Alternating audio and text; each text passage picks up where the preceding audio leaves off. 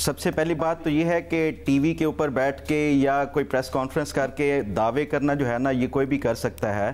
جو قانون کا ایک بنیادی اصول ہے کہ آپ نے کوئی دعویٰ کیا ہے تو اس کو ثابت بھی کرنا ہے. آپ مظہر صاحب سے بھی پوچھ رہی تھی کہ اب اس کا طریقہ کار کیا ہوگا اس کی تحقیقات کے حوالے سے. دیکھیں الیکشن ایکٹ میں اس کے حوالے سے دو سجیشنز ہیں.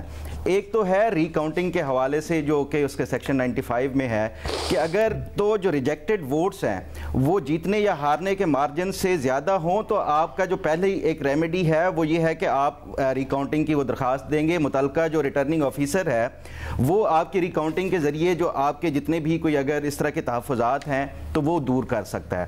ایک تو یہ ہے. دوسرا اس کے بعد جو ایک طریقہ کار ہے وہ الیکشن ٹریبیونل کا ہے اور الیکشن ٹریبیونل میں ہی آپ کے جتنے بھی گریونسز ہیں الیکشن سے ریلیٹڈ وہ اس میں جا کے آپ نے ایڈریس کرنے ہوتے ہیں.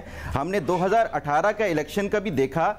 مظہر صاحب کہہ رہے ہیں کہ یہ ثابت ہو جاتا ہے کہ یہ ایک لارج سکیل جو ہے وہ ریگنگ ہوئی ہے اس الیکشن میں.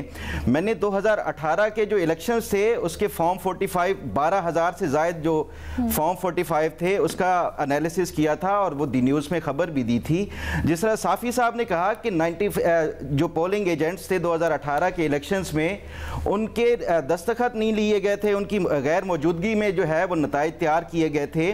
تو یہ جو فارم 45 تھے 2018 کے 95% سے زیادہ فارم 45 جو تھے اس ٹائم 2018 کے الیکشن کے وہ بغیر پولنگ ایجنٹس کی موجودگی کے سب جو ریٹرننگ آفیسرز تھے انہوں نے خود تیار کیے تھے. اب میں نے یہ جو 2018 کے فارم 45 کا انالیسس کیا تھا اس میں آپ حیران ہو جائیں گی کہ 30 40 جو فارم 45 تھے مختلف پولنگ اسٹیشنز کے ایک ہی ہینڈ رائٹنگ کے ساتھ فل کیے ہوئے تھے. آپ یہ بتا رہی تھی کہ ہم نے ابھی ہماری ٹیم نے بھی دیکھے ہیں کچھ فارم 45 تو اس میں بڑی irregularities نظر آ رہی تھی. دیکھیں یہ ہر الیکشن میں اس طرح کے جو irregularities ہوتی ہیں. اب سوال یہ پیدا ہوتا ہے کہ جو اس کا طریقہ کار ہے تحقیقات کا وہ پلیٹ فارم تو یہ آلریڈی جو ہے وہ اس پہ وہ کریں گے.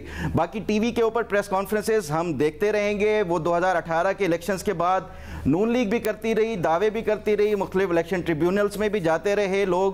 ہم نے یہ بھی دیکھا کہ عدالتوں کی طرف سے 4 سال جو ہے وہ کیسز کو دبا کے بھی رکھا گیا. تو مجھے نہیں لگتا کہ نہ یہ اس میں کوئی ری الیکشن یا کوئی ایک لارج سکیل ریگنگ کا وہ کیا جاتا ہے. یہ ہر الیکشن کی جو ہے یہ اسی طرح کی ہی روداد ہوتی ہے. آپ فارم 45 پچھلے الیکشنز کے دیکھیں تو آپ کو اسی طرح کی ہی irregularities ملیں گی جو ابھی ہیں. یہ میسیو یا ایک جو بڑی ایک ویل پلانڈ وہ جو ہے مجھے نہیں لگتا. یہ اس طرح کی پہلے بھی چلتی آئی ہیں اور یہ آگے بھی شاید چلتی رہیں گی جب تک کہ کوئی الیکشن کمیشن کا کوئی اس طرح کا میکنزم شفافیت سے جو ہے وہ نہیں ہوتا. اور یہ اس طرح کے دعوے آپ پریس کانفرنسز آنے والے دنوں میں بھی دیکھتی رہیں گی. آپ یہ جو کہہ رہے ہیں الیکشن کمیشن کا کوئی اس طرح کا میکنزم نہیں ہوتا, کس طرح کا؟ دیکھیں آپ کو یہ جو پچھلے 3 الیکشن دیکھ لیں. پہلے ایک دفعہ اعتراض اٹھایا گیا کہ جوڈیشری کے انڈر ہوا تو جو ریٹرننگ آفیسر جوڈیشری کے تھے انہوں نے دھاندلی کی ہے. ہم نے دیکھا 2013 کے الیکشن میں اسی طرح عمران خان نے وہ الزامات لگائے تھے. پھر 2018 کا آیا وہ فوج کے انڈر کرائے گئے. فوج کے حوالے سے پھر یہی جو پولنگ ایجنٹس کو باہر نکال کے یا ایک ادارے کے حوالے سے وہ کیا گیا تو پھر اس کے اوپر بھی اعتراضات اٹھائے گئے. اب پھر جو ہے یہ انتظامیہ کے انڈر کرائے گئے تو پھر یہ ہے. تو میرا خیال ہے کہ ہمیں جو الیکشن کمیشن کا جو الیکشن کرانے کا ایک طریقہ کار ہے اس کو ریویو کرنے کی ضرورت ہے.